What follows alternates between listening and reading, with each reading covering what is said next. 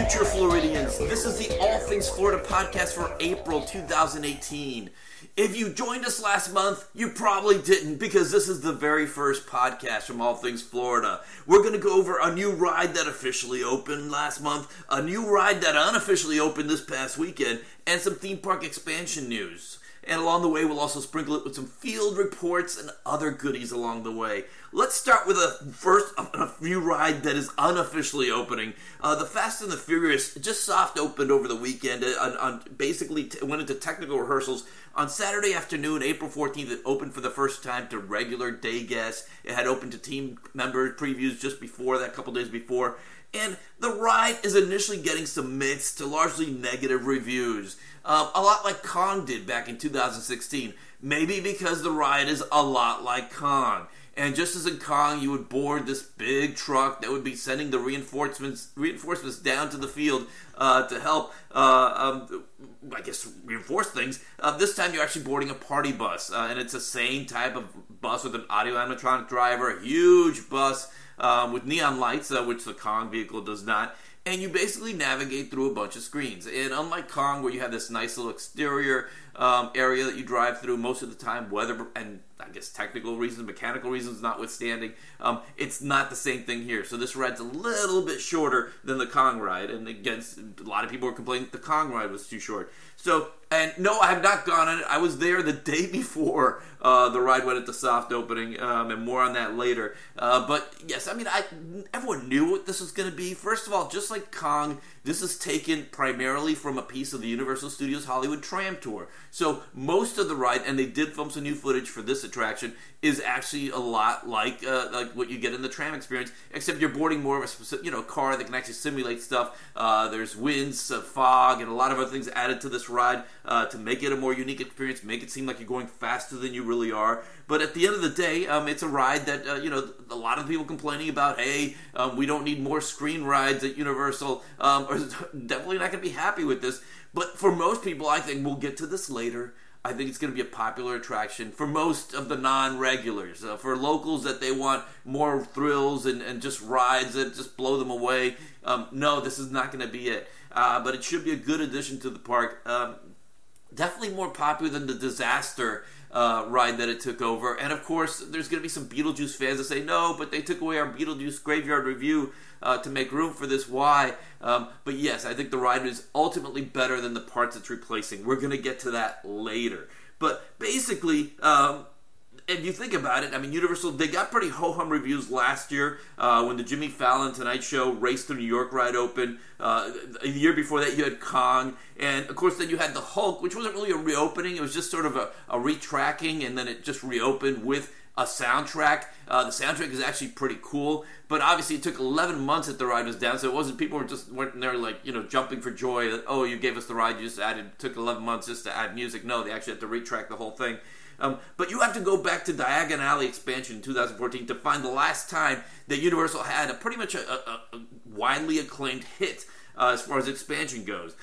Thankfully, Universal has some cool stuff coming for 2019, and hopefully it hits on one or two of the 2 to 3 things that it will be opening next year. But let's talk about these negative reviews for the Fast and the Furious. And again, I have not gone on it, but I don't think I have to review it. I enjoyed Kong, and I enjoyed Kong not so much the first time, but the second, third, and fourth time I rode on it, once I got past the initial disappointment.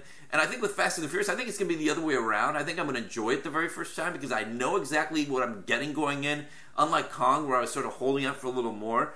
And I think the problem with you getting these bad reviews, first of all, it's mostly like the Universal Orlando pass holder group on Facebook. Those 60,000 people are great people, but obviously they want another great roller coaster, and you take away the Dragons Challenge, and you don't give them what they want. But at the end of the day, this is a park that the very motto is ride the movies. So if you're asking, oh, no more screens, no more 3D, no more anything, it's reflecting what's in the movies. And when you have sound stages that are large, but not large enough to make like a massive audio animatronics of some of the things you need to pan out here, you really can't get to some of those ride the experience in an actual situation like that. So you do have a case where people are sort of disappointed that it's a lot like, oh great, I get to go through another screen ride. But people weren't upset when Spider-Man did the same thing. People are not upset at Forbidden Journey, which is basically going through screens. Gringotts, another ride, just a lot of screens, just a coaster through it.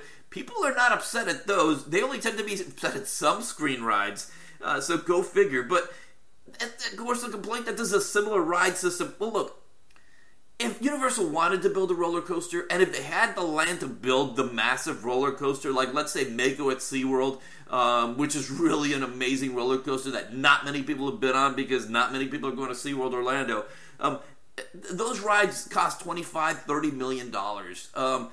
Trust me, Comcast and Universal Orlando, Comcast parent company, could pay for that easily. And even though we're not going to get a price tag on how much Kong or now the Fast and the Furious ride costs, I'm pretty sure it costs more than that with everything, all this technology and everything in it, because there's a lot of stuff going into these rides that you can't really experience at a Six Flags or a Cedar Point Park, which are the thrill havens. They're great. Those parks are great. I'm not going to take away anything from that. Cedar Point is my favorite park in the United States if I want to go on coasters, period. End of sentence.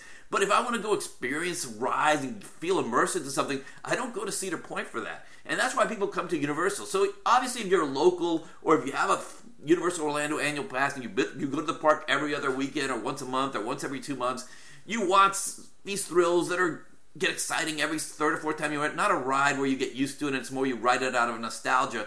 But that's not the way people approach, most common visitors approach Universal Orlando or Disney or anything like that. They're not there every week, every month like us pass holders are. They're coming in to experience it for the first time, maybe the second time, maybe they've been there 5, 6, 7 years. So to them it's always fresh and new. So you get a case where the similar ride system, yes, but then again, Spider-Man became Transformers basically more than a decade later, and people weren't complaining. Disney, they turned the Indiana Jones ride over at Disneyland, California, into the same ride system and literally the same track as the dinosaur ride at Disney's Animal Kingdom, which was originally Countdown to Extinction, then it became Dinosaur. People did not complain. Actually, if anything, they complained that they just didn't like the dinosaur ride, but it was too dark initially. They've done some nice updates a few months ago to make it a little brighter. But more than that, people were upset more with the ride rather than the fact that, Disney was just copying Disney. At the end, it doesn't matter. If the ride experience works, and again, this is not, technically, it's not in the same park. I know you're thinking, gee, I'm like a 5-minute train ride or a 5-minute walk from one park to the other. The rides should be different. But, at the end of the day, this is the best way that they can get this ride experience the way they can. People are expecting this to be like some indoor coaster that you'd be riding individual cars in a one-on-one kind of experience. Do not missing the whole capacity issue of these parks. You can't have that kind of experience in a park that entertains, 8, 9, 10 million people a year. So, let's measure a ride by thrills, not by the infrequent visitors going for unique experiences, which is what a lot of the locals are doing. They're measuring the rides by the thrills, is it thrilling enough? And sometimes it's too thrilling, like Rip Ride Rocket. Oh no, some people won't go on it because they'll hurt their back or they'll hurt their head or they get dizzy or whatever.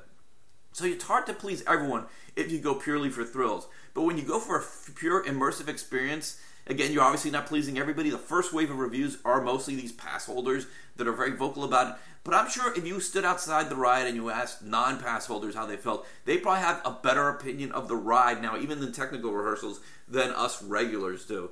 So let's move on to a better reviewed new ride that actually did officially open, and that is the Great Lego Race that opened at Legoland on March 23rd. Now, it's basically a virtual reality update to the Project X mouse coaster that's been there from the beginning since Legoland Florida opened. And let's put it this way.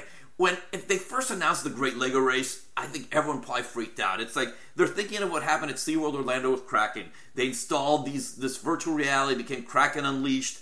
But in reality, first of all, they were very buggy, those headsets. If you were looking one way, so basically you put on the headset and you accidentally look to the right, you hear someone's calling you or something, and that's when it clicks. You'll have to spend your whole right looking to the right to have a center view of the thing, of the whole virtual reality thing. It's a bit of a mess. And Kraken, more importantly than that, the actual tracking system was not built to have this. It's a platform that really allows only one train to get off and on at a time.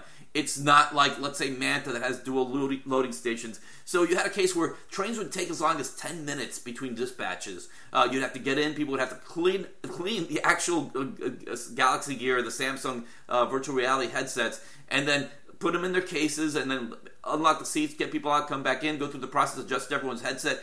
It was a bit of a mess. The good thing here is that Legoland, they've sort of, I guess, cracked the code with this. With the Great Lego Race, it was a very long line. I was there the day after it opened. I was there the afternoon, and the wait was 2.5 hours. So keep in mind that most kids are not going to wait 2.5 hours, and this was the first Saturday that it was open, so it was a little bit crazy at the time. But let's go more specifically to this ride. Unlike SeaWorld, these cars are being dispatched a lot quicker for a couple reasons. First of all, it's a long platform. It holds many cars over at the Legoland Great Race. So Project X organically was able to handle that. So downstairs, basically, they assemble 8 people or up to 8 people at a time for the next 2 cars. They group them together, and right away they start explaining, sort of like the on-deck circle, explaining this is how you're going to put on the goggles, this is how you're going to adjust it, this is how you adjust the focus, how you adjust the tightness, and this is the little latch that you clip onto the car. So it's not like SeaWorld's Kraken, where you actually had this whole thing that was already built, latched onto there, which takes some press steps, but then everybody has to, rip the Velcro thing off, get out the goggles, put them back in, and all that stuff. So everyone's already well up to speed, and of course, just like Kraken, you don't have to take the goggles on if you don't feel up to virtual reality, or maybe you just don't like it. But I guarantee you, that day when I was there 2.5 hours, I saw just one person refuse the goggles. And of course, this is a kid park, so sometimes you do have to have a certain age to actually be able to wear the goggles. And if you're younger than that, and there's also an age where you can wear it, but one of the parents has to have it off so that they can be monitoring the kids. So there is that aspect of the Great Lego Race that is not ideal. But once you get on it, it's a quick loading. The cars were being dispatched every 45, maybe 60 seconds at most. So there's a steady flow of cars going out, and people generally walked out pretty excited. Kraken, people walked out a little like meh, but here the kids were really loving it, even the adults. As someone who's been on, basically, I guess I've been on all 3 virtual reality coasters that are offered in Florida. I'm talking about the one, the original one, which was at Fun Spot in Orlando. Then, of course, Kraken Unleashed and the Great Lego Race. This is by far the best implementation, in that even though you're in a mouse coaster, and it's not a very thrilling coaster necessarily, all the turns, you're basically in a car race, you as Lego minifigures against other types of Lego minifigures, pirates and cheerleaders and stuff like that. But every turn is calculated. Every turn makes sense. So let's say you have one of the mouse turns. It's a wave coming in, so that's what's veering you off course. Everything is synced perfectly to the actions. And again, on Kraken, it's sort of the same thing. But this is a coaster, because of all these turns, it's just dying for a virtual reality. I think it was a great choice for them to go with this. And also, the virtual reality, it's easy to latch onto the cars. It's a very simple process. It's not really crazy. I don't know how they're disinfecting these or anything. It's all sort of done outside of the purview of guests. But in essence, the ride right from the second day, and I'm sure the first day was just as fine, despite the 2.5 hour wait, was running very efficiently. Now, the irony here, and this is why it's a 2.5 hour wait, at least it was that first Saturday. It's probably going to be a lot less as later on in the summer. I recommend hitting it first thing in the morning when the park opens, or on a weekday, ideally a weekday when kids are in school, when there aren't too many kids at Legoland, is that Kraken actually has higher capacity, even at its worst, than this Great Lego car race, because Kraken takes 32 passengers at a time, and so it was basically 10 minutes. It came down to 6 to 7 minutes just before they stopped taking the VRs, so they did get more efficient at that. But every 6-7 minutes, sending a car with 32 passengers is pretty much the equivalent of a 4-car passenger going out every 50 seconds. So it still winds up being about 30 some odd people every 6-7 minutes. So it's pretty much the same. The difference here, of course, is that Legoland has a lower capacity. They have fewer guest counts than SeaWorld Orlando does. And also, more importantly, Legoland has a lot of people that are not there to ride coasters. They have a lot of much younger kids that are not tall enough to ride on coasters. They're just there for all the kiddie stuff and all the Lego type activities that are there. And some older people that are just there with kids and really have no interest in riding the coaster. So a lot fewer people are interested in riding any coaster in Legoland than they would at, let's say, SeaWorld Orlando on a typical day. So, again, the 2.5 hour wait was pretty crazy. And just a heads up, Legoland, they have a plan for folks with disabilities to get what they call the Hero Pass. And there's also an $85 Premium Play Pass. Now, the Premium Play Pass, you pay $85, and it's equivalent of Universal Orlando's Universal Express.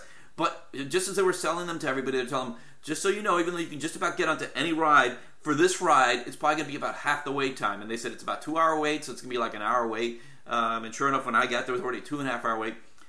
But that express line, the one for the kids with the Hero Pass, with the Disability Pass, and also the people that bought the Premium Play Pass, it was more like about 40 minutes, which is definitely a lot longer than you'd expect to wait in an Express Pass. But then again, it does shave a surmountable amount of time off that insurmountable time, I guess, for some people. The 2.5 hours are there. So annual pass holders, in some news that they just sent out, they're going to get a one-time, one-ride play pass through June 30th. And it says it's attached to the same circular that's to the same mailing thing that came with announcing the Great Movie Rides. Great Movie Ride. I keep calling it a ride that Disney closed down. So the Great Movie Race. Sorry, the Great Lego Race. And the passes. It's just a one-time use. You pick it up at guest services. If you have a Lego annual pass, so you have to have a Legoland annual pass, you line up at guest services, and they'll give you that one pass. And that one pass is good. You can only do it once between now and June 30th, so you can't just go every weekend and do it.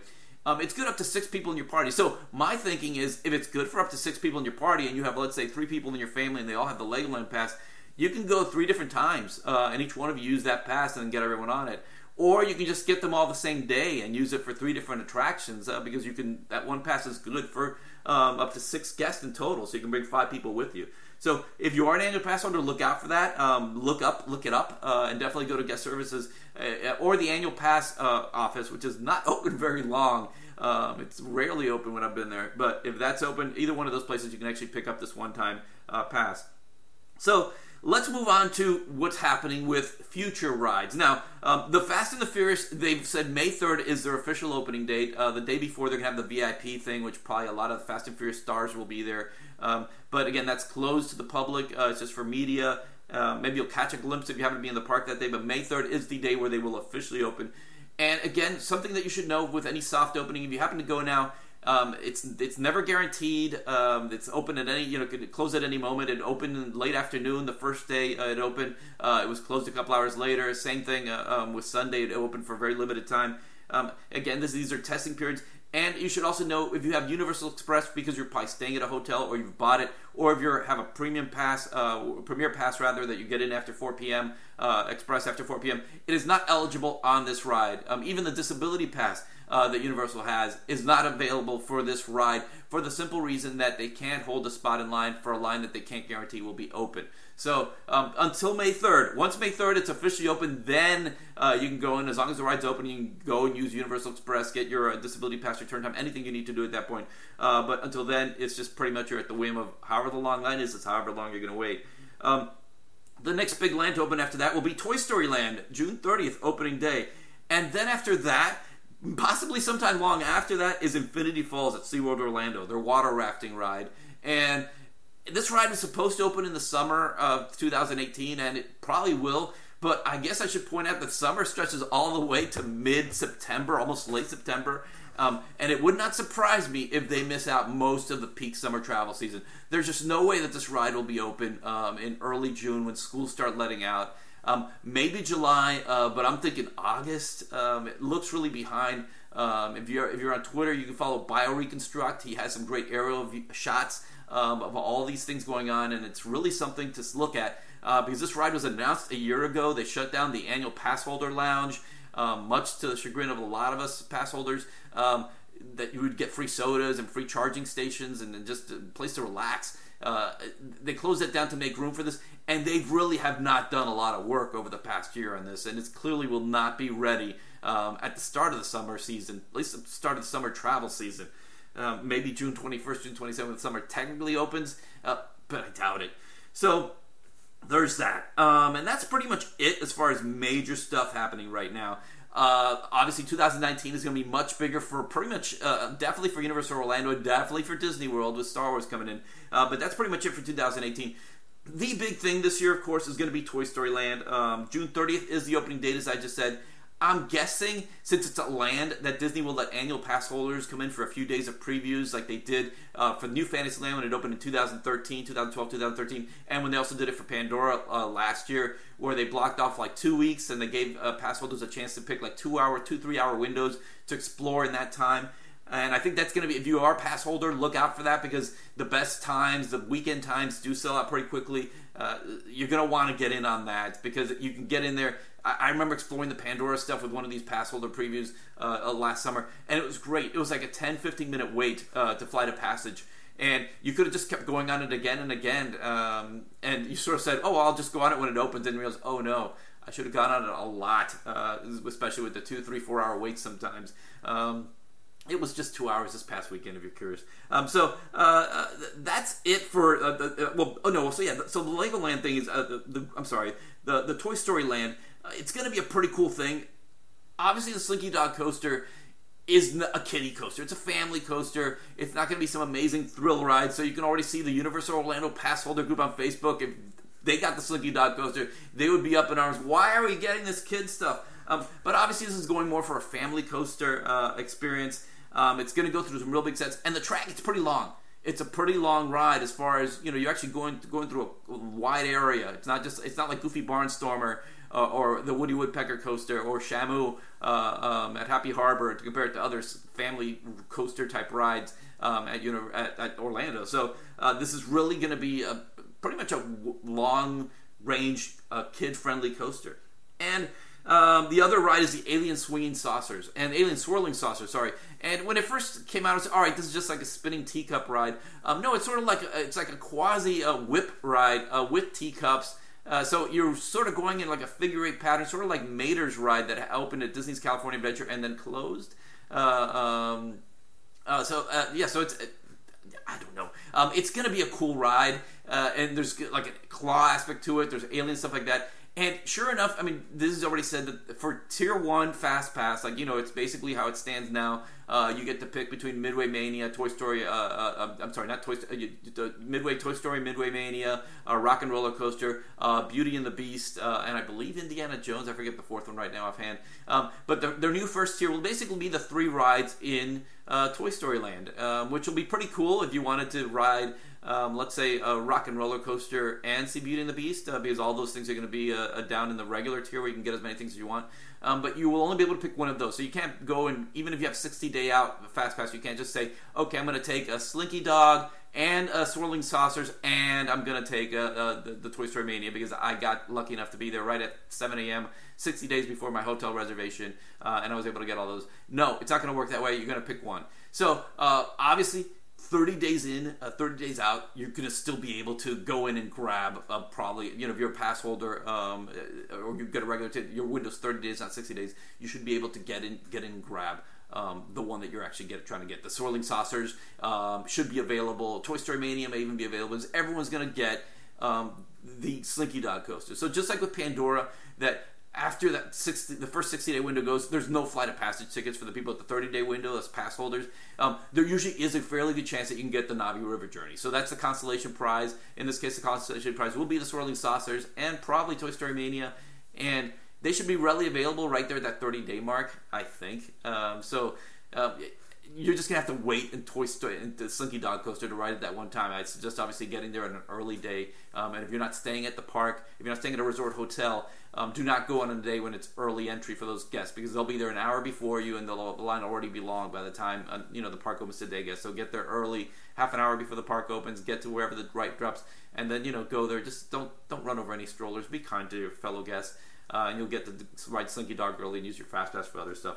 So that's going to be that. And a cool thing also, a pretty cool thing about Toy Story Land, is that you're getting, Woody's Lunchbox. And with Woody's Lunchbox, I mean, it was always said, all right, it's just going to be another restaurant, no big deal. But they just, basically Disney Parks actually put out some pictures recently of the stuff they're going to be serving. Now, we knew that Maybell Cheese was going to be the sponsor, so you sort of said, all right, there's going to be a lot of cheesy stuff involved. And sure enough, yes, Baby Bell, not Maybell. So sure enough, there's a lot of mini Maybell snack cheese, you get there. And a lot of the stuff is actually very cheesy. So you have some basically you have a Monte Cristo sandwich, not as fried as the one you would get over at Disneyland, but it is a Monte Cristo. The components of a Monte Cristo, barbecue brisket melt. Clearly, there's some tater tots plays a dominant role. They call them potato barrels, obviously, because like barrels in a monkey. I guess it's cooler to call them barrels. But you can have them sort of as like nachos. So it's basically Fritos, tater tots, chili and cheese. So it's sort of like a chili pie with tater tots, I guess. But a lot of cool stuff. Tomato basil soup is on the menu, which hopefully is the same one that they used to have at the now closed restaurant that they used to have right by the Honey I Shrunk the Kids area. They had a really good tomato soup there. And they also have some for desserts. They have some parfaits and stuff. But obviously the real cool thing, the one thing is going to be, it's sort of like this retro Pop-Tart, and it could either be filled with raspberry or with chocolate hazelnut, which is basically Nutella or generic Nutella because they don't want to mention Nutella by name. And it's the topping, and then the topping it's topped with caramelized bacon. So which may freak out some people. Like, I don't want caramelized bacon on my Pop-Tart. But bacon lovers are obviously not going to complain. And then you'll have basically you have soda floats. So you have a Coke float. And there's going to be an alien sipper cup that you can buy, and you can fill it with anything. Basically with a glowing little claw with a little alien toy in the middle. So a lot of cool food items are going to be there at the lunchbox. And there's also a big breakfast component because it's obviously Toy Story Land is where people are going to go to in the morning. It makes perfectly sense that they should offer breakfast. And they're going to do some cool stuff. They're doing a s'more French toast breakfast sandwich, which is basically just a chocolate marshmallow and a French toast with graham cracker crumbles on it. And also a smoked turkey egg, like a sandwich, just basically an egg and cheese sandwich. Of course, cheese because it's Baby Bell. I think that French toast sandwich is about the only thing that doesn't have eggs. No, actually, I think there's a breakfast bowl, which is just scrambled eggs, and those potato barrels that we know are tater tots, and gravy, brisket gravy, because they have a barbecue brisket melt, if I didn't mention that already. But yeah, so they have, but maybe you can probably ask for cheese on that, or maybe there's cheese in there and they just didn't mention it.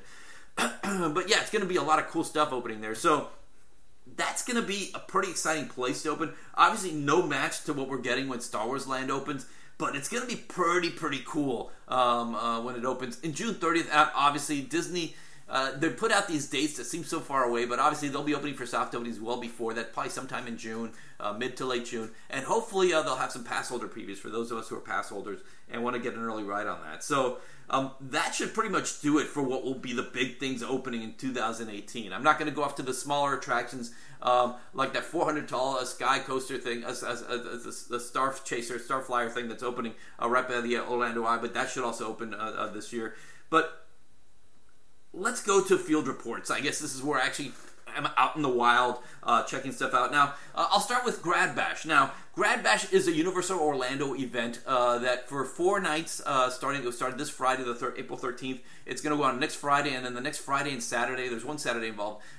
They basically close the parks, both parks at 6 p.m., and then seniors take over, graduating seniors. And I don't mean seniors as in senior citizens. I mean, angst-riddled 17, 18, 16, 20-year-olds. Yes, they're 20-year-olds. They got held back. Coming in and basically taking over the park. And I was a chaperone. I was a chaperone for the very first one for this year, for April 13th. And I was hoping that Fast and the Furious would be open, but sure enough, the fences were down earlier the day before. But they had signs up there saying that, like a little monitor saying that the ride is not opening. That the monitor will actually tell people, so they don't have to just go up all the time and ask people. It's a neat little touch to just have a monitor at the beginning saying that the ride is not open and will not be open today for technical rehearsals. So don't bother the people. Basically, the park, again, 6 p.m., then they clear out. This is sort of just like for Halloween Horror Nights. They close at let's say, 6 p.m. They have to wait for everybody to clear out before they give the go-ahead. And then, again, this time, it was closer to about 7:15, 7:30 when they actually started letting the seniors in. And, again, I was a chaperone. And you don't just say, I want to be a chaperone. You sort of have to become a chaperone. Maybe you have a kid that is graduating and you finagle your way in there and your kid is not embarrassed by you there. But usually it's mostly teachers. And teachers or teachers and their spouses, and I've chaperoned on a few trips since my wife is a spouse. So we chaperoned this trip, the April 13th trip. But it wasn't because of her school. It was because of my son's school. It's a special needs school, so they had their Grad Bash and they were going up. So they asked a lot of parents to come up there. And what's cool with the Chaperone wristband is that first of all, that gets you entrance right away. There was like a special dedicated gate, which helps because if you thought Halloween Horror Nights is slow to get in, imagine putting a bunch of teens through metal detectors. It was, I don't know how long it took them all to get in, but I know they just sent all the chaperones in through a small lane on the right, and they whisked us right into the metal detectors, and we were in right away. And as chaperones, granted, if you're the head chaperone, it's not a cool deal. I mean, you're going to get paid by the school to be like, I guess, the trip moderator and stuff like that. But it is a lot of work. You really can't go and have fun. Most of the head chaperone of the school I was chaperoning with spent his whole time in the lounge, basically just fielding calls from other chaperones, from parents, from kids that have questions and stuff like that. And obviously, you want to avoid the call, the security call, that hey, you have some kids in trouble here. But that call also happens. So. But if you're just a regular chaperone, you sort of have checkpoints that you have to say, all right, we're going to meet here at 9 o'clock, or check with me at 11 or 1 or whatever the case may be. Again, the park's open from 7 p.m.-ish until 2 a.m., so there's a lot of time here. And so what happens here is that you get on the... and you also get dedicated express. So just like Universal Express or Halloween Horror Nights, when you pay for Universal Express, you get access to the express line on the rides. Here you get the same thing as a chaperone. The chaperone wristband gets you in. And what's really cool, at least my experience this past Friday, was that there aren't a lot of chaperones going on the rides. Maybe because they don't like rides, or maybe because they'd rather just relax and wait in the lounge until they see something happen. Because there are a lot of cool other perks. But anytime we'd go on a ride, even like Rip Ride Rocket, where sometimes Express Line can get pretty long, we pretty much were on within 2 to 3 minutes of that. So it was a pretty cool deal. And you also have some neat perks. Once you're there, you get lounges. And in the case, I mean, it doesn't tell you the lounge officially. I guess it changes night by night. But our night, it was the Halloween, the horror makeup show, over at Universal Studios Florida side and over at the Islands Adventure side. Yes, both parks are open, and the walkway that connects the two parks is open for you to get through from one point to the other. Over at the other side, it was over at the Thunder Terrace Falls, the restaurant right by Jurassic Park and Kong. So... they had lounges where you could just relax. They had massage chairs in one of them. You can actually have sodas and water, all free, and light snacks. And we're not talking about anything. We're talking about cookies and potato chips and pretzels. Nothing over the top or anything like that. But still a very nice, cool experience. Fun to be part of a chaperone, and I really would not hesitate to getting the chance to do it again, especially if I'm not so worried about the kids. If I could just chaperone and enjoy all the perks of being a chaperone. So... and another thing, another field report. I actually spent the night at the Royal Pacific Resort, and now I stayed there. I mean, it was the pass holder rate was like half price. It was $200 some for the standard double queen room, and I have always had this like mixed feelings about Royal Pacific Resort. It's the third hotel that Universal opened.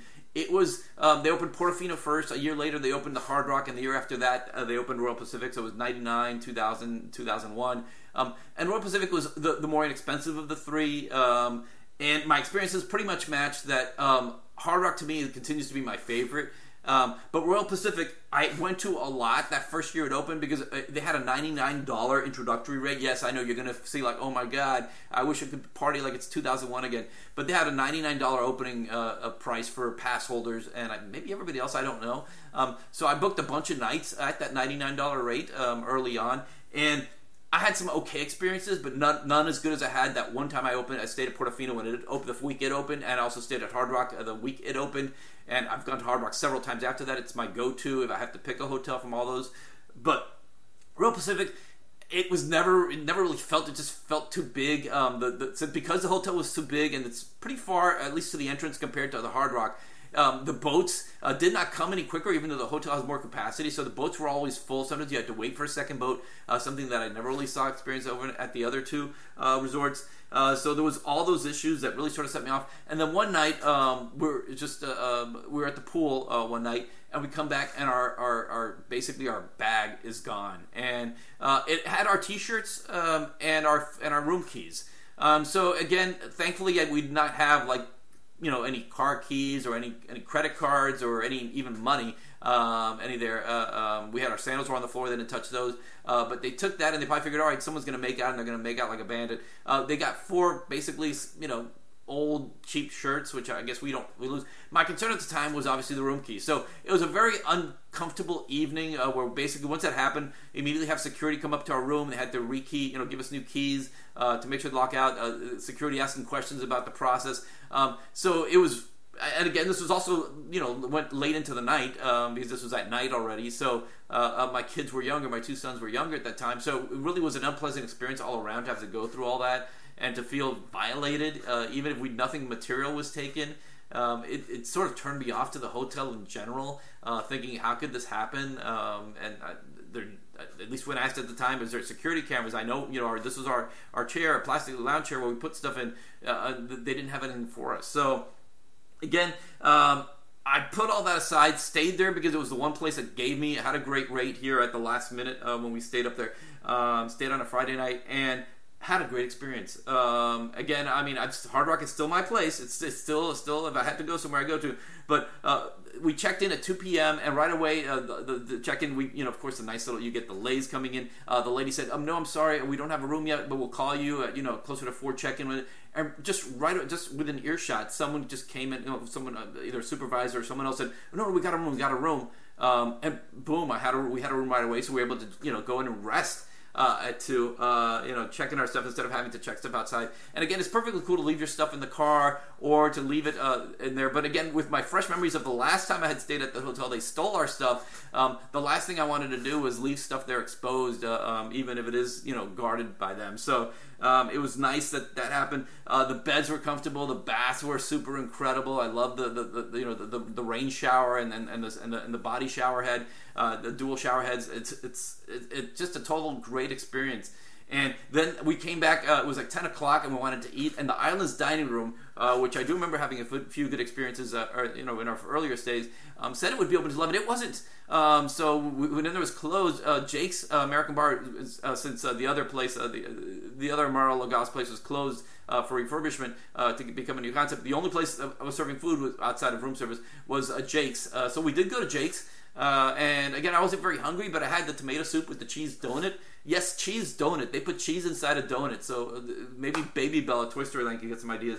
But it hit the spot. The soup was decent, but with that little cheese donut to dip in, it was really a pretty great thing, and not a bad value. I think it was like $8 for the soup and the little sandwich donut. So not bad, Royal Pacific. You won me over. I will not hesitate the next time I have to settle for you because it's not settling at all. It's a universal hotel. I also went to SeaWorld in late March while I'm here just talking about personal experiences. And Kraken was down. So let's go over a little bit of how I tend to do parks. And again, I have a special needs son, and my wife and I, and we have an older son who's not special needs, but he's moved on. Not moved on in a grim way, just moved on because he's living in New York. He's not in all things Florida, but he comes down every once in a while. So basically, we tend to hit the parks early, right when they open, because that is when there's not hassles or getting lines. And of course, there's stuff we can get, like the disability passes and all that stuff. If we can avoid getting that, we do by just getting there early. Since my son's not going to want to be in a park for more than 2 or 3 hours, we're done by the time the crowds start getting intolerable. So it works out okay if we get there when the park opens. And that's what we do with SeaWorld. SeaWorld, they open at 9 a.m. more often than not. Which means at 8:30 they're already opening the gates, so you can come into the area and you can, sometimes Manta's even open, sometimes not, but at least they let you hang around the little courtyard area until everything is open. And then at 9 a.m., boom, the rides open, most of the rides. Then at 10 a.m. they open the back of the park. So at 9 a.m. we get there, and I'm there with my son, and he basically wants to go and throw it, but he does not like Manta, which is sad because it's the second best coaster in that park. Yes, I'm a Mako fan. I don't mind saying it. I think Mako is the best roller coaster in Florida. I said it. I waited 38 minutes into this podcast to profess my love for Mako. It won't be the last time you hear that. But so Manta is obviously my second favorite coaster, but he does not want to ride it.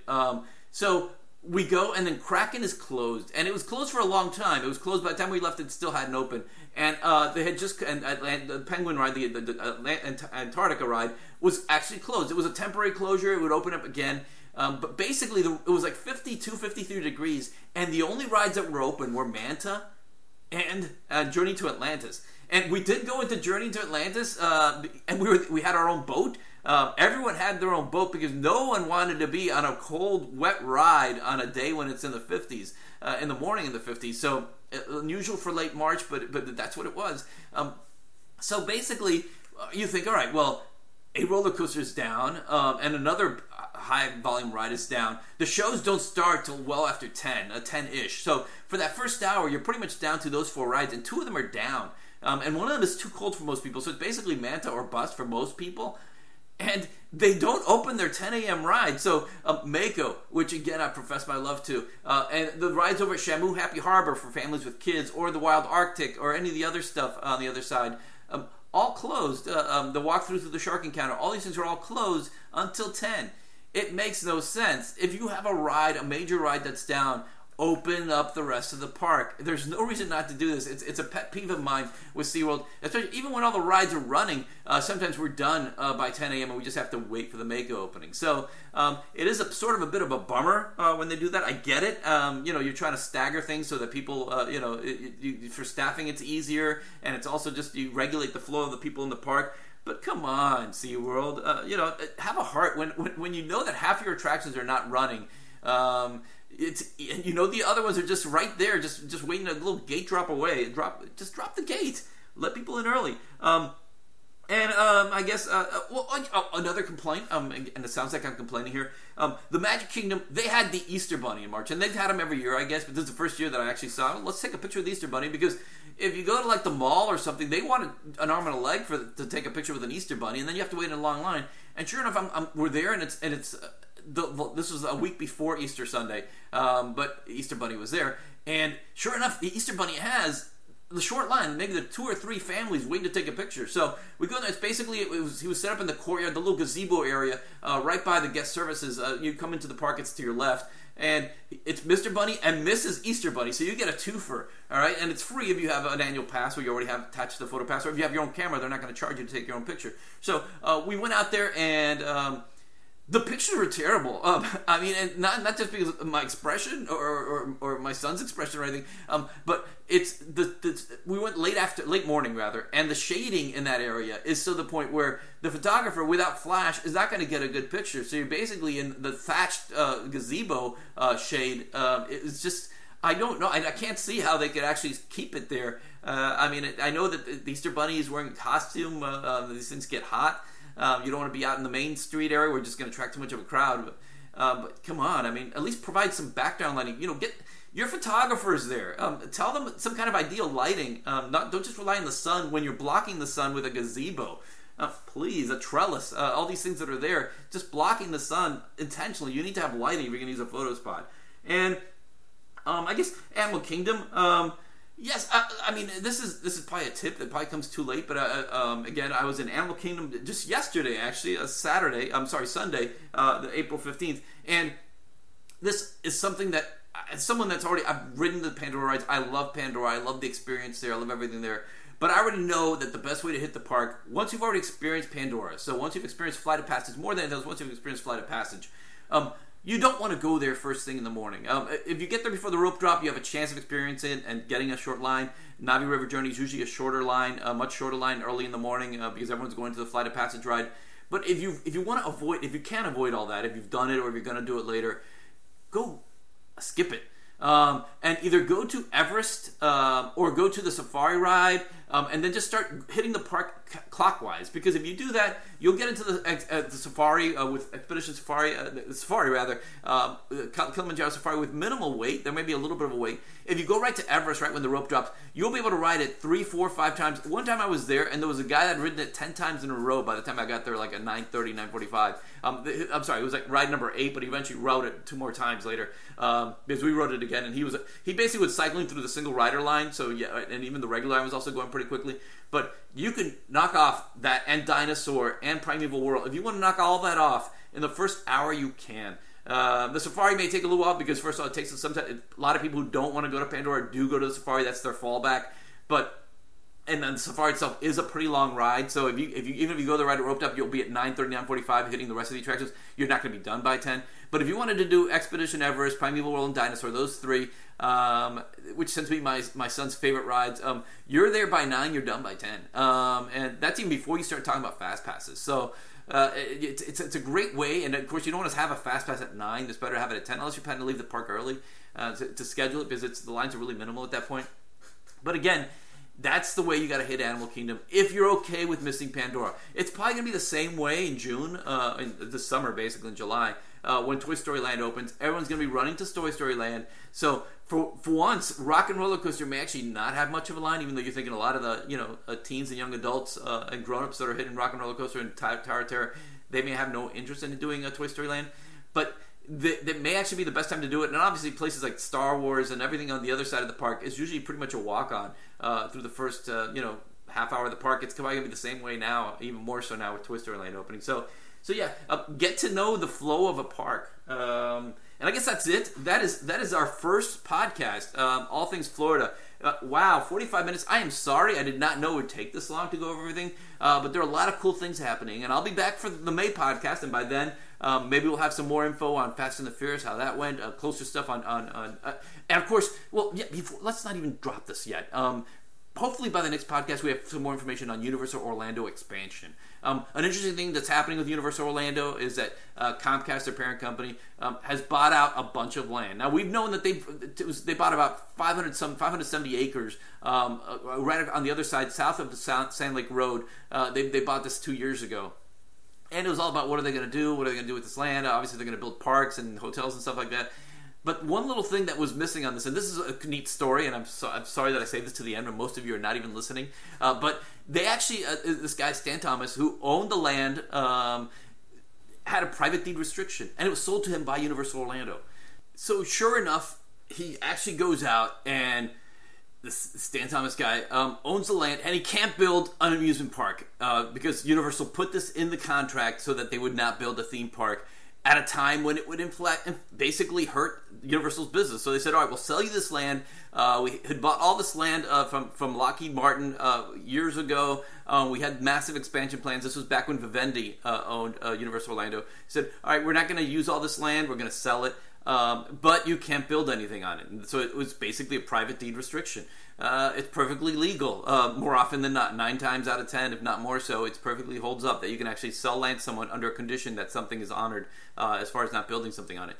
So he was quiet as Universal started buying their lands, and just when they had bought a lot of land around his land around there, he basically dropped said, look, I have this land deed restriction on this land that you just bought from me that you can't build a theme park on it.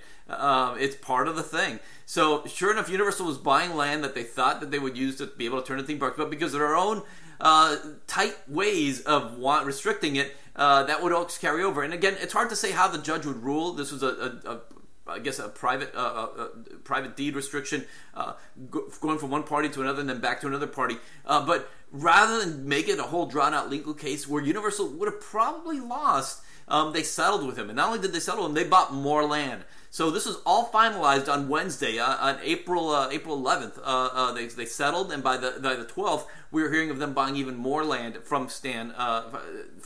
So they own more land now outside, basically south of Sand Lake Road. So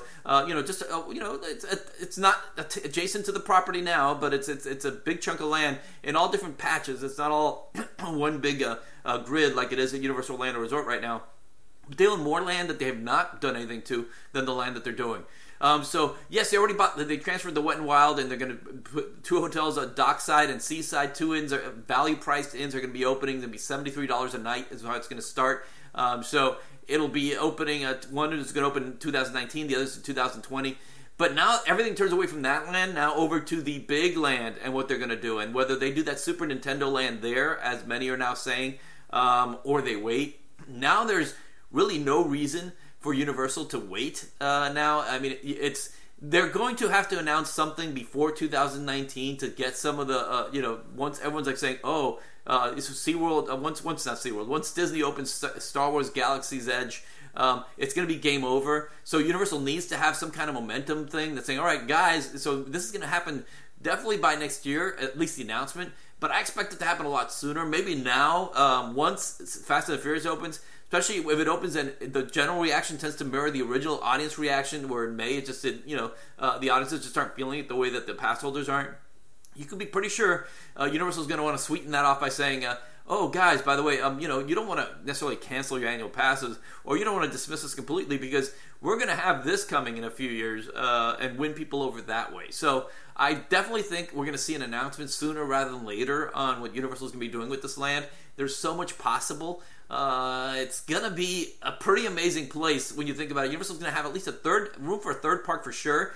Possibly even a fourth park. They may not go with 2 parks right away, but there's definitely a park. And of course, all the online rumors has that Nintendo Super Mario Land, Super Nintendo World, is going to open in the new park, with possibility of Nintendo Attractions app opening within Islands Adventure and Universal Studios, sort of like what did with Harry Potter, and it works so well for them to have Diagon Alley in one thing and Hogsmeade in the other.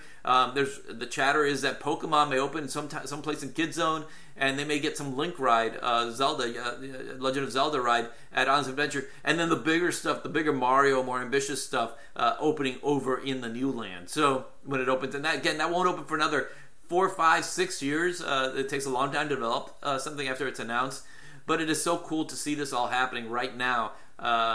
Universal's not only growing up, but they're getting closer. Instead of falling behind the Disney, which is how many analysts figured would happen once we get to the 2019, 2020, 2021, when Disney has so many cool rides happening on the books to open, then that you can have Universal Orlando take a pretty big step here. So we'll see how that all plays out. Obviously, this will not all be official by the time the May podcast comes around. By then, we'll obviously have a clear indication on how people are taking Fast and the Furious. It'll already be open probably, depending on when in May the podcast comes out. But I think it's going to be some interesting times this summer. People have always said this summer is one to just take Orlando off because Toy Story Land's not such a big deal. Fast and the Furious is just a sort of a small, it's a wider adaptation of the Universal Studios Hollywood tram ride section of it, along with the Kong technology that's used in the Kong ride over at Islands of Adventure. But and of course, Infinity Falls, when it opens, I think Infinity is like the timeline on when it can open. But it's going to be a pretty interesting year as far as this chess game, this pawn, the chess moves that Disney and Universal are making, and how it plays out to everybody. And SeaWorld, which of course is going through the struggles, they just changed their CEOs. We still have a place that have Infinity Falls and Busch Gardens, Tampa. You still have Gwazi Ride just sitting there waiting for something to happen. So maybe we'll get some cool announcements this summer. It may not be this dead summer that everyone's predicting it to be. It's some interesting stuff, so get out there, enjoy stuff, and of course, chaperone a Grad Bash if you ever get a chance. It is very cool. That's it, all things Florida for April. Moon Pies out.